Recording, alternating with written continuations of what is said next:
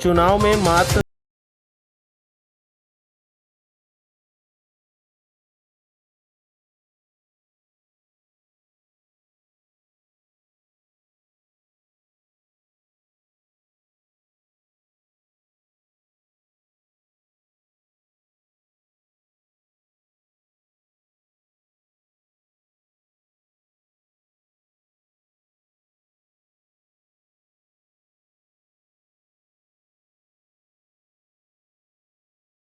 तो यमुना पार में बिजली और पानी की व्यवस्था आज तक ऐसे भी गांव हैं जहां तक नहीं हो पाई है, उसके बारे में आप क्या बताना चाहेंगी? देखिए, मैं बार बार यही चीजें कहूंगी कि चीजें हो रही हैं, और अगर नहीं हुई हैं तो वो पाइपलाइन में है, वो अब इस बार होंगी। और अगर अगर देखा जाए तो जैसे कि चुनाव का समय बहुत ही करीब आ चुका है, 25 मई को चुनाव बहुत ही करीब है, और देखा जाए तो हर दावेदारी लोग अच्छे से कर रहे हैं, लेकिन अगर यमुना पार की विकास की बात आती है तो विकास के मामले में यमुना पार आज भी पीछे रह गया है। और वहीं ग्रामीण क्षेत्रों से अगर बात की जाए तो यमुना पार आज भी विकास क्षेत्रों में पीछे रह गया। क्या इस अगर इधर मतलब सरकार बनती है तो यमुना पार क्षेत्रों में क्या विशेष ध्यान दिया जाएगा?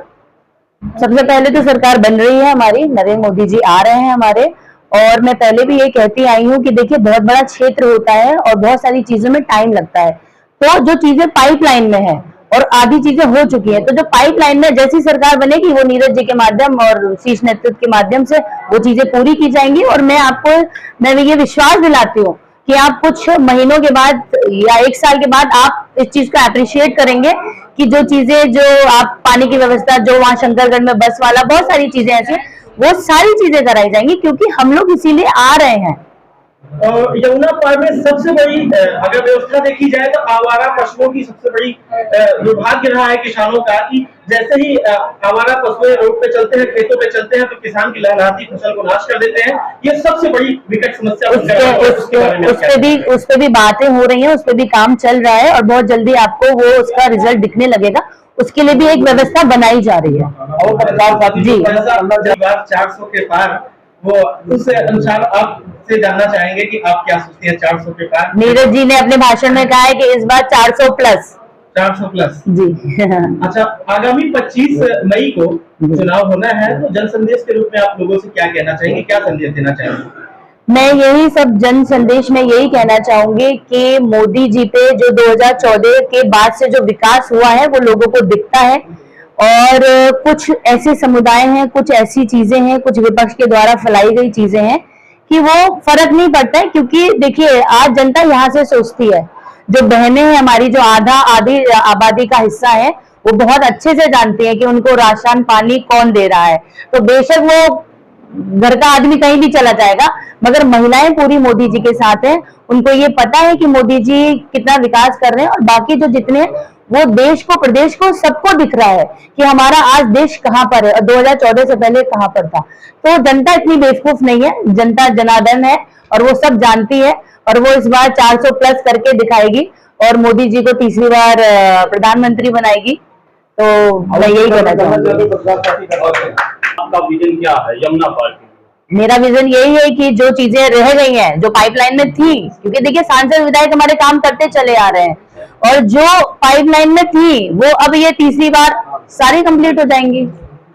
जैसे देखिए, राम मंदिर हो गया, आपका ट्रिपल तलाक हो गया, कुछ बचा है, कोई मुद्दा बचा है, तो ऐसे ही फिर थोड़े 1-2 साल के बाद वो ये सारे मुद्दे भी खत्म हो जाएंगे, कुछ बचेगा ही नहीं, और हो सकता है थोड़े टाइम तक पाकिस्तान भी अपने में आ जाए, तो लेट के कुछ भी नहीं बचेगा।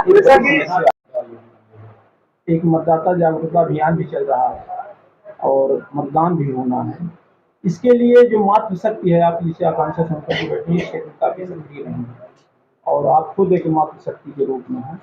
मातृशक्तियों का सहयोग कैसे प्राप्त हो रहा है आपको? मातृशक्तियों का तो इतना हो रहा है कि हुज्जुम के तौर पे हो रहा है। मैंने आपको इससे पहले भी ये चीज बताई थी कि मातृशक्ति के ही दम से, देखिए, पुरुष वो तो एक है कि वो है ही, मगर मातृशक्ति का बहुत बड़ा एक रोल है हमारी सरकार बनने में। मातृशक्तियों को जो आवास से लेके, शौचालय से लेके, उज्ज्वला से लेके, सुकन्या से लेके, इतनी अनगिनत योजनाएं हैं कि वो बहनें खुश हैं।